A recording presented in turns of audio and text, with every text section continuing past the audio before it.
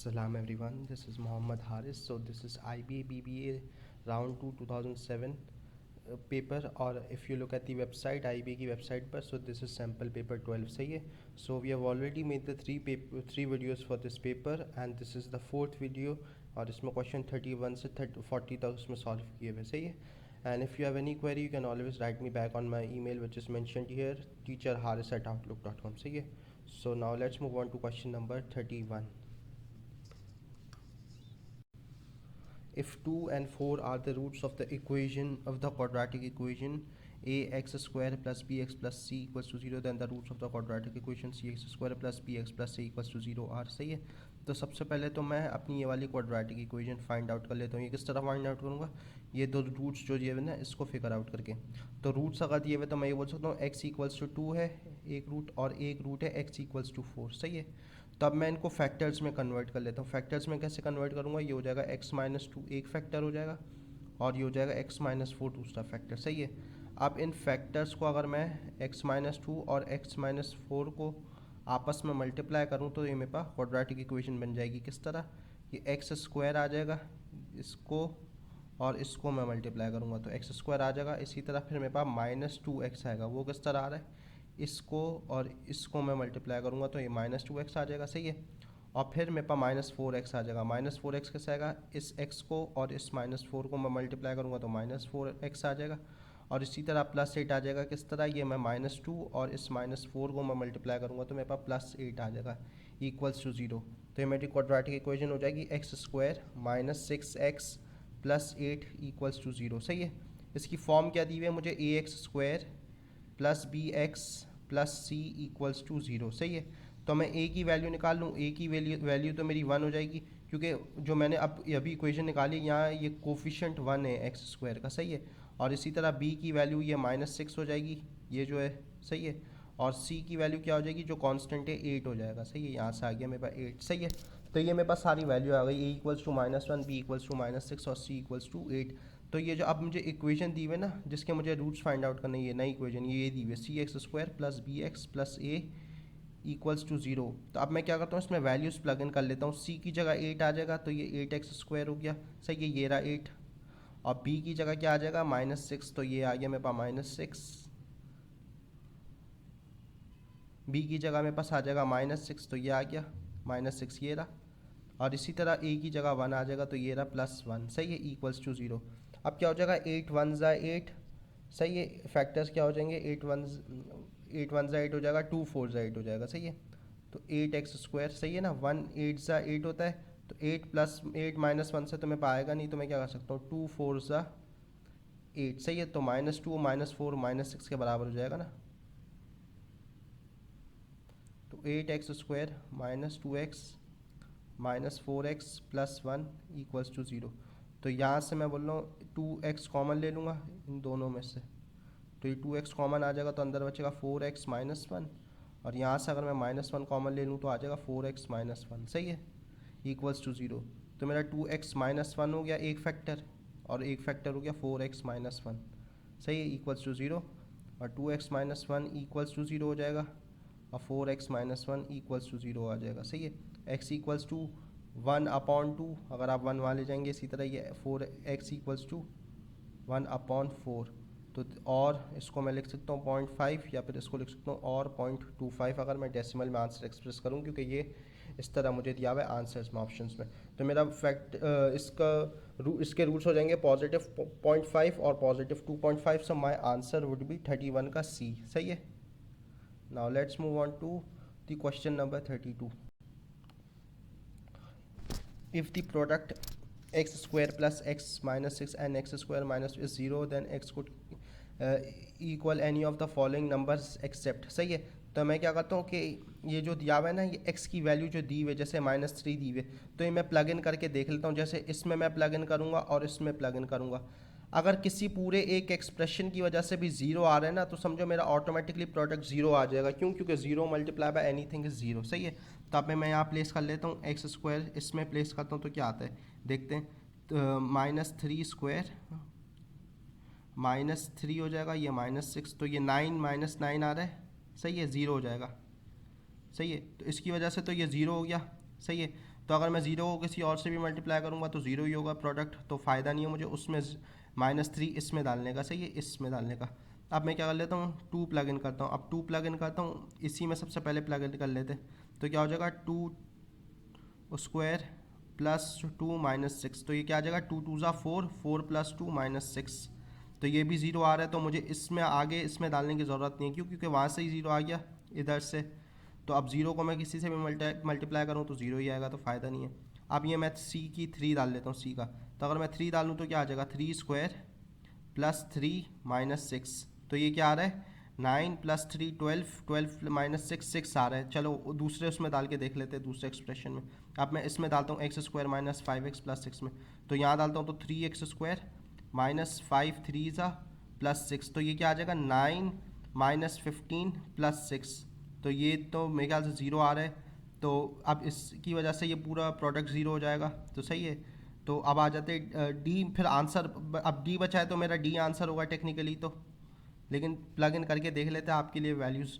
तो 4 स्क्वायर अगर मैं करूँ +4 -6, तो क्या आ रहा है 24 + 4 -6 विच इज़ 28 - 6 22, और यहाँ पे अगर मैं डालूँ x² - 5x + 6 में अगर 4 डालूँ तो ये 4 स्क्वायर -5 × 4 + 6, तो ये 16 -20 + 6 क्या आ जाएगा मेरे पास 16 - 20 -4 -4 + 6 2 आ जाएगा, सही है। तो ये प्रोडक्ट निकालूंगा तो 22 × 2 आ रहा होगा 44, सही है, तो प्रोडक्ट 0 नहीं आ रहा होगा, तो डी मेरा आंसर होगा, सही है। समझ आ रही है, तो तीनों ए बी सी तीनों की वजह से जो ना मेरा प्रोडक्ट 0 आ रहा है दोनों एक्सप्रेशंस को मल्टीप्लाई करने का, लेकिन डी की वजह से 0 नहीं आएगा, सही है। So now let's move on to the next question which is question number 33। अच्छा, on Monday 540 adults and children visited a museum. The ratio of adults to children was 2 to 3. How many adults visited the museum?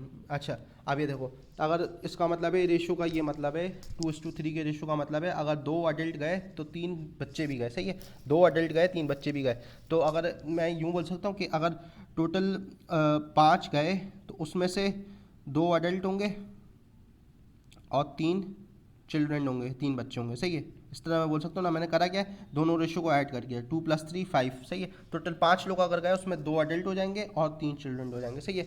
अब मुझे पता है कि on Monday 540 adults and children visited a museum, सही है, 540 adults and children visited a museum, तो total 540 लोग गए। इन टोटल 540 में से कितने अडल्ट्स थे, तो सही है, मैं बोल सकता हूँ अगर 5 में से हर 5 में 2 अडल्ट है, टोटल हर 5 में 2 अडल्ट है, तो टोटल 540 में कितने अडल्ट्स होंगे, ये इस तरह सॉल्व कर सकते हैं। तो ये हो जाएगा 540 × 2 = 5x, तो ये हो जाएगा 540 × 2 / 5 = x, सही है। तो ये हो जाएगा 5 1 ज़ा 508, तो 108 × 2 216, तो 216 अडल्ट्स हो जाएंगे मेरे, सही है। तो आंसर हो जाएगा 33 का बी, सही है। अगर आपके इस तरह नहीं समझ आता तो इस तरह भी कर सकते हैं।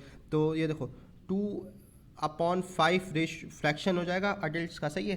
2 ये रहा ऊपर जो अडल्ट से रेशो में सा है और 5 रेशो का टोटल, तो 2/5 इतना फ्रैक्शन हो जाएगा अडल्ट का। इसको मैं 540 से मल्टीप्लाई करता हूँ तो अभी भी 216 ही आएगा मेरे पास, सही है, 216 अडल्ट्स, सही है, जिस तरह भी सॉल्व करें, सही है। Now let's move on to the question number 34। If n is an integer that satisfies the relation 10 is greater than √n is less than or equals to 100, what is the sum of the largest possible value of n then the smallest possible value of n? तो मुझे largest और smallest possible value of n निकालनी है, सही है, और फिर उनका सम ऐड कर देना है। तो मैं ये बोल सकता हूँ इस रेंज को, अच्छा मैं कन्वर्ट किस तरह कर सकता हूँ, अगर मेरा अंडर जैसे 10 है और अगर मेरा √n 100 है, तो मैं ये बोल सकता हूँ दोनों साइड को अगर स्क्वायर कर दूँ तो ये क्या हो जाएगा n = 100 हो जाएगा, और यहाँ से n क्या आ जाएगा, अगर इसको भी स्क्वायर कर दूँ और इसको भी स्क्वायर कर दूँ तो n = 100, और ये 2 0 और आ गए तो 10,000 के बराबर हो जाएगा मेरा, सही है। ये 10,000 के बराबर हो जाएगा मेरा n, सही है। तो मैं वैल्यूज़ रिप्लेस कर देता हूँ n की, तो n जो है इस रेंज अब ये मेरी बन जाएगी n इज़ ग्रेटर देन 100 या लेस देन और इक्वल्स टू 10,000, सही है। तो मैंने करा क्या है, इसको भी स्क्वायर कर दिया ताकि ये n बन जाए, इसको भी स्क्वायर कर दिया और इसको भी स्क्वायर कर दिया, सही है। बेसिकली ये करा है मैंने, तो ये 100 आ गया, ये n आ गई और ये 10,000 आ गया, सही है। तो n is greater than 100 but less than और इक्वल्स टू 10,000, सही है। तो अब देख लेते हैं sum of the largest possible value of n। तो लार्जेस्ट n क्या हो जाएगा, n smallest possible value of n। तो लार्जेस्ट n क्या हो जाएगा, ये है लेस देन और इक्वल्स टू 10,000। तो ये नंबर तो मेरी रेंज में इंक्लूडेड है, क्यों, क्योंकि ये लेस देन और इक्वल्स टू 10,000 है, तो 10,000 भी मेरी रेंज में इंक्लूडेड होगा, तो मैक्सिमम नंबर ये हो जाएगा, सही है, इंटीजर। अब स्मॉलेस्ट n क्या हो जाएगा, स्मॉलेस्ट n 100 नहीं हो सकता, सही है। अब इसकी पर आ जाते हैं, क्यों स्मॉलेस्ट n मेरा 100 नहीं हो सकता, सही है।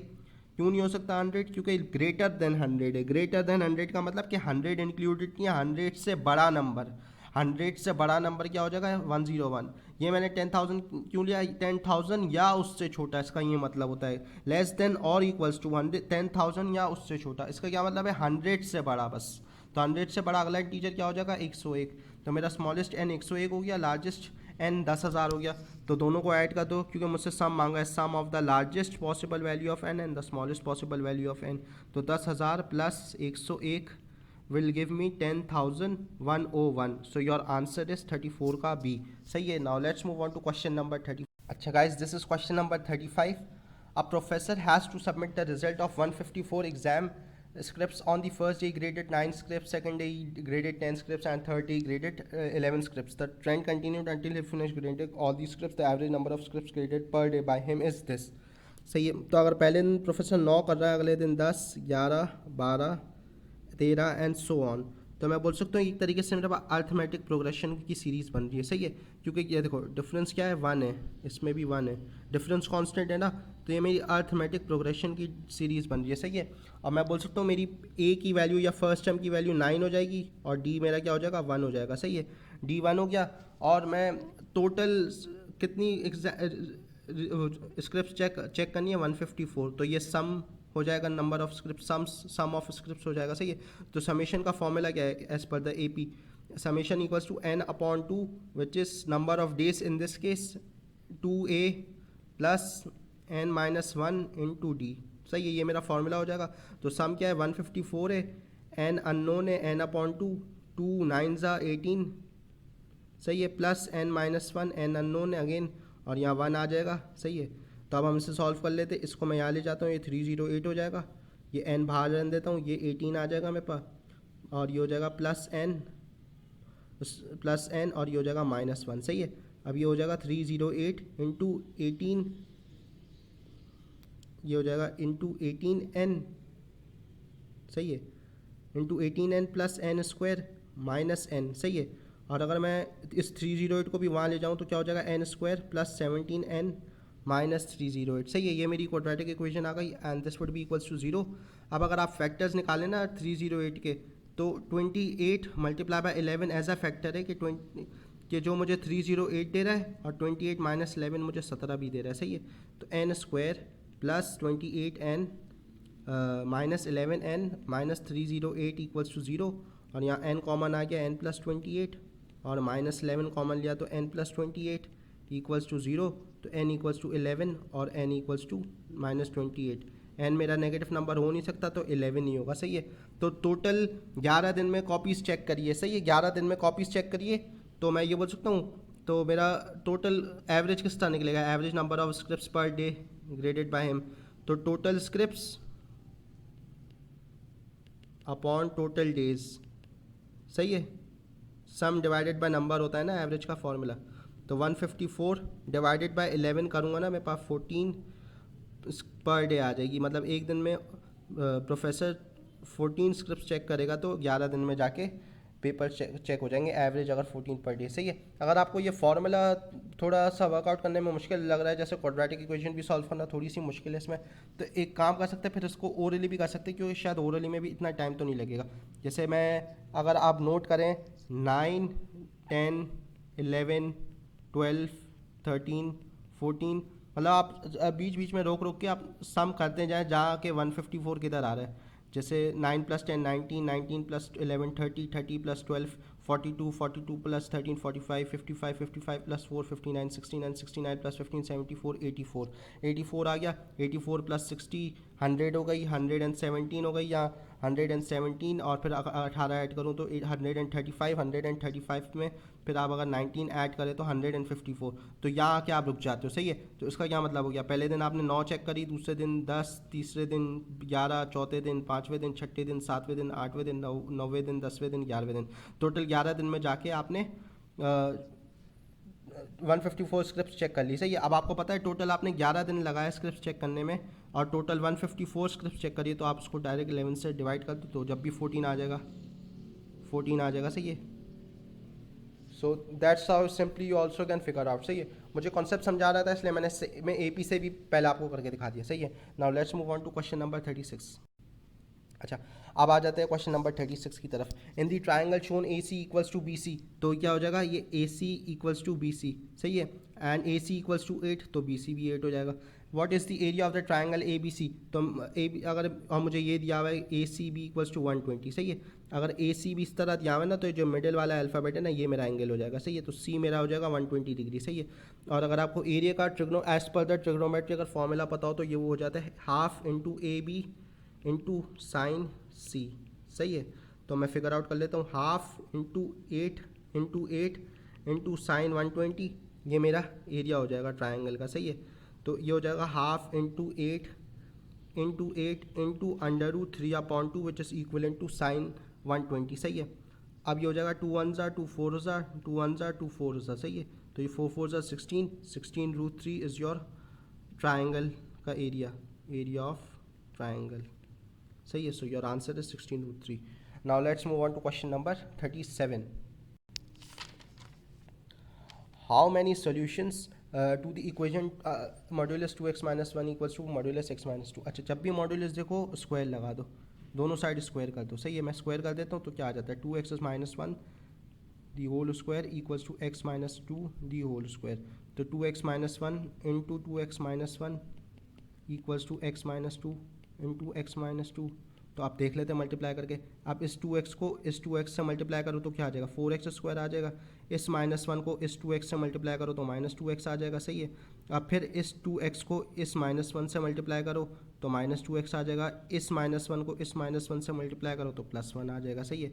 अब इसी तरह इस x को इस x से मल्टीप्लाई करो तो x² आ जाएगा। इस -2 को इस x से मल्टीप्लाई करो तो -2x आ जाएगा।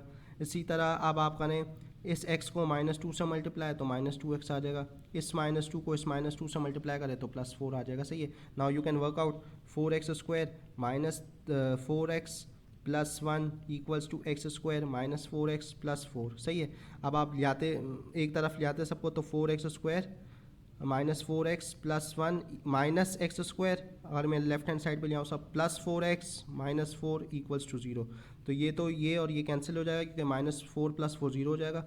और 4x² - x² will give you 3x², और +1 - 4 will give you -3 equals to 0। अब आप यू कैन वर्क आउट, तो ये 3x² इक्वल्स टू 3 हो जाएगा, x² इक्वल्स टू 1 हो जाएगा, और x आ जाएगा या तो 1 और -1, सही है। तो दो वैल्यूज़ आ रही है मेरी x की, सही है। So your answer is 37C which is 2 values, you will get 2 solutions for this equation, सही है। Now let's move on to question number 38। अच्छा, what fraction lies exactly between half way between 3/8 and 5/6, सही है। तो मैं ये बोल सकता हूँ, अगर आपको जैसे मेरे पास दो नंबर दिए हुए जैसे 4 दिया हुआ है और 6 दिया हुआ है, अगर मुझे इसके हाफ वे कोई अगर एग्जैक्टली इन बिटवीन कोई अगर नंबर निकालना है, तो मैं ये कर सकता हूँ 4 + 6/2, सही है। तो क्या आ जाएगा मेरे पास 5 बीच का नंबर आ जाएगा, सही है। तो अगर मेरे पास कोई भी दो नंबर हो, जैसे 10 दिया हुआ है, 20 दिया हुआ है, इनके बीच का नंबर निकालना है एग्जैक्टली, तो मैं क्या कर सकता हूँ 10 + 20/2 इक्वल्स टू 15, सही है। ये इस तरह आ जाएगा। इसी तरह अगर मुझे कोई फ्रैक्शन के बीच का कोई फ्रैक्शन निकालना है ना, इन दोनों के बीच में कोई कौन सा फ्रैक्शन आता है वो मुझे अगर निकालना है ना, तो इन दोनों को ऐड करके मैं 2 से डिवाइड कर दूंगा। तो पहले मैं ऐड कर लेता हूँ 3/8 + 5/6, सही है। तो एलसीएम निकाल लो आप, 24 आ जाएगा। तो 8 × 3, तो ये भी × 3 हो जाएगा। तो 3 3 × 9 प्लस ये × 4 दे रहा है 24, तो ये भी × 4 हो जाएगा, +20।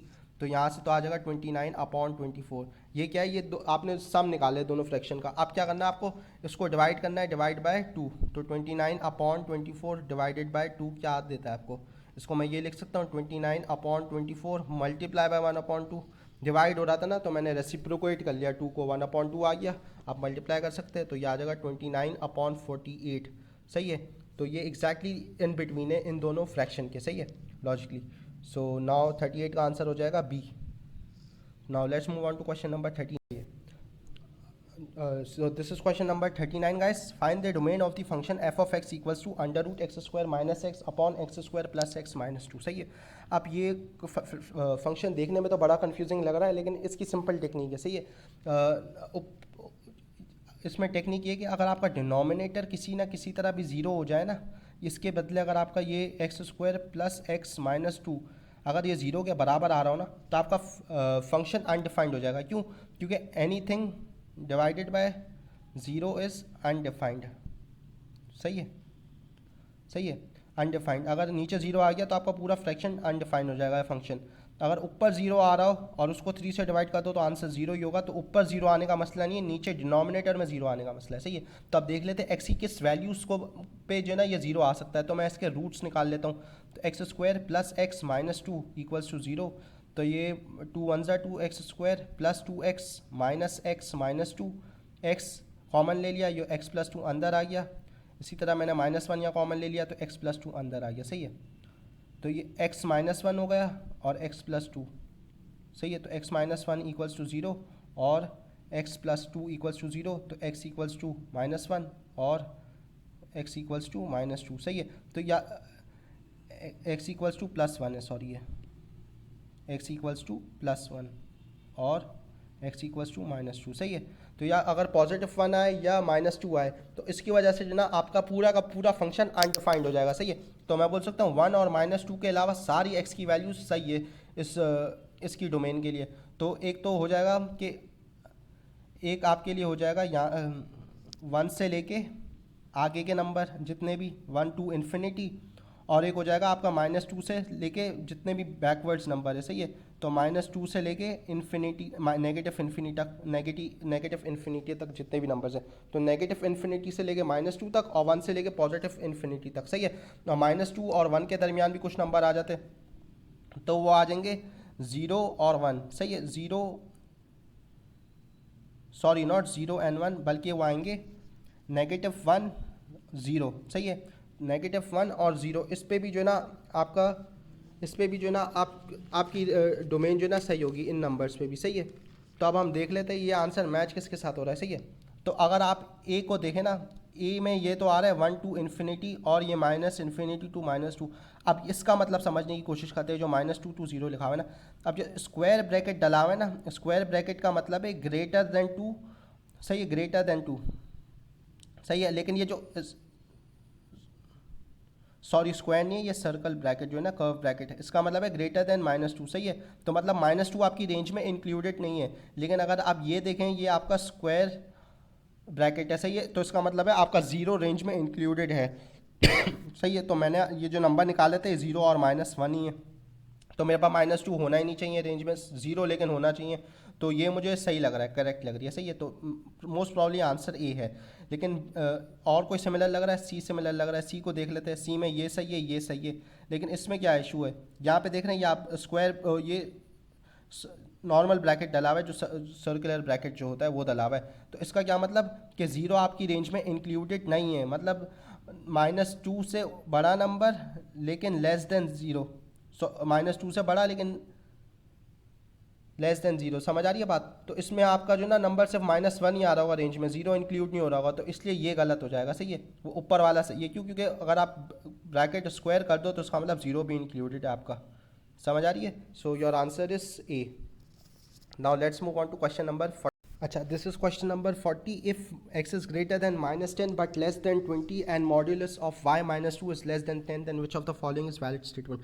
अच्छा, अब सबसे पहले ये वर्कआउट कर लेते हैं। मेरे पास x की तो रेंज प्रॉपरली दी हुई है, -10 और ये 20। सही है, अब मैं y के लिए वर्कआउट कर लेता हूँ। अगर मैं y का मॉड्यूलस ये हटा दूँ तो क्या हो जाएगा, मेरी y -2 अभी पॉजिटिव आंसर है ना, फिर नेगेटिव आंसर भी आएगा। तो मैं y -2 के लिए अब पहले अभी सिर्फ 10 आएगा, तो अब बाद में -10 भी आ रहा होगा।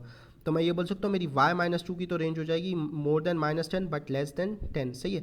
अच्छा, अब मैं इस -2 को किस तरह हटाऊँ, यहाँ पे मैं +2 कर लूँ और यहाँ पे भी +2 कर लूँ, तो ये मेरे पास हो जाएगी -8 y is greater then -8 but less then 12, तो ये मेरी y की भी सही तरह रेंज आ गई और x की भी सही तरह रेंज आ गई।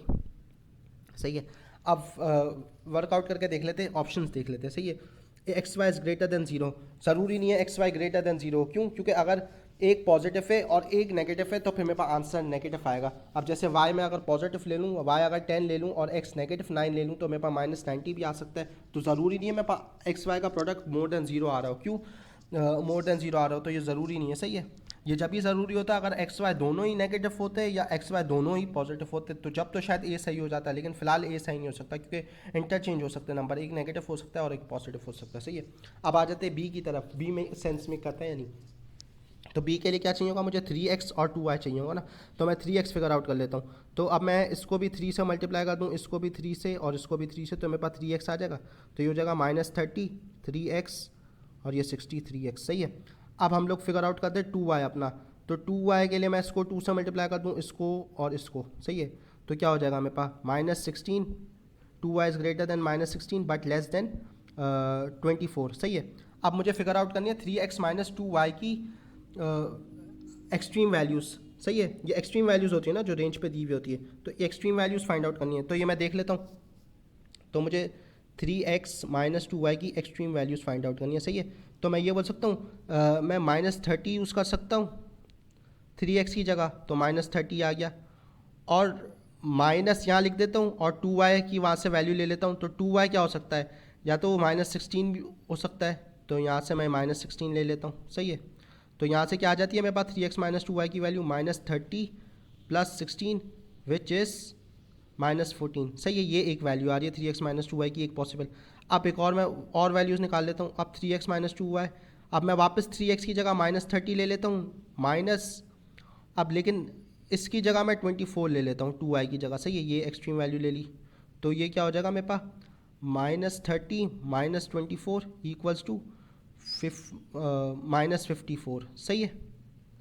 अब 3x - 2y वापस वैल्यू ले लेते हैं। अब 3x की जगह मैं 60 ले लेता हूँ, ये जो मैंने ये वाली एक्सट्रीम वैल्यू है, माइनस इंटू -16। सही है।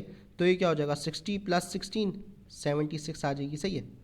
इसी तरह 3x - 2y, अगेन ये 60 ले लेता हूँ, ये माइनस आ गया यहाँ पे, और यहाँ पे 24 ले लेता हूँ मैं, ये जो 24 है, तो ये क्या हो जाएगा? 60 - 24 = कितनी आ रही है मेरे पास? ये आ जाएगी तकरीबन मेरे पास 60 - 20 40 36। सही है। 36 आ गया मेरे पास। तो अब मुझे देखना है 3x - 2y की मेरी दो एक्सट्रीम वैल्यूज़ क्या है। तो सबसे ज़्यादा पॉजिटिव, सबसे ज़्यादा मैक्सिमम मेरी वैल्यू क्या है? ये 76 सबसे ज़्यादा मैक्सिमम है, मतलब मैक्सिमम वैल्यू है मेरी। और मिनिमम क्या हो सकती है? या तो -14 या -54, लेकिन मिनिमम क्या हो जाएगी? -54 मेरी मिनिमम हो जाएगी। तो मेरी रेंज क्या हो जाएगी? -3x - 2y greater than -54 but less then 76। सही है। समझ आ रही है? तो इस तरह मेरा ऑप्शन बी करेक्ट है। सही है। तो this ends up our video here. इंशाल्लाह जल्द मिलते हैं अगली वीडियो के साथ। और अगर आपके पास कुछ क्वेश्चन वगैरह हो तो you can always right me back on my email which is mentioned on our top page teacherharis@outlook.com. Thank you.